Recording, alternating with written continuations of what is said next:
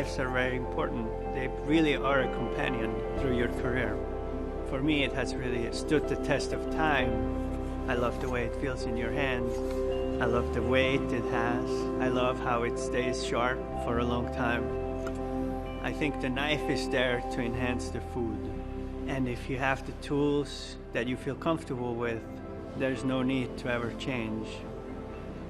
I'm Daniel Hume. I'm the chef of 11 Madison Park, and I choose Victorinox.